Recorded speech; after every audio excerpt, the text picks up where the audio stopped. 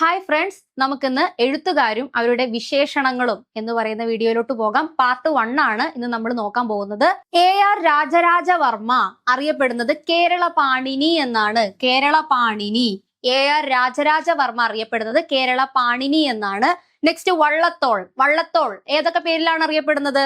കേരള ടാഗോർ, കേരളത്തിന്റെ ആത്മാവായ കവി, ബദിര കവി, ശബ്ദസുന്ദരൻ, ഈ പേരുകളിലെല്ലാം അറിയപ്പെടുന്നു. എന്നാൽ ഇത് കൂടാതെ കേരള വാത്മീകി, അതുപോലെ തന്നെ കേരള ടെന്നിസൺ എന്ന പേരിൽ കൂടി ആരറിയപ്പെടുന്നുണ്ട്? വള്ളത്തോൾ അറിയപ്പെടുന്നുണ്ട്. അതും കൂടി നോട്ട് ചെയ്ത് വെക്കുക കേട്ടോ. ഇനി അടുത്തതായിട്ട് കുമാരനാശാൻ. കുമാരനാശാൻ ഏതൊക്കെ പേരിൽ അറിയപ്പെടുന്നു എന്ന് നോക്കാം. കേരള വ്യാസൻ, ചണ്ടാല ഭിക്ഷു, സ്നേഹഗായകൻ. സ്നേഹഗായകൻ എന്നറിയപ്പെടുന്നുണ്ട് എന്ന് നമ്മൾ മുന്നത്തെ ഒരു വീഡിയോയിൽ പറഞ്ഞിരുന്നു.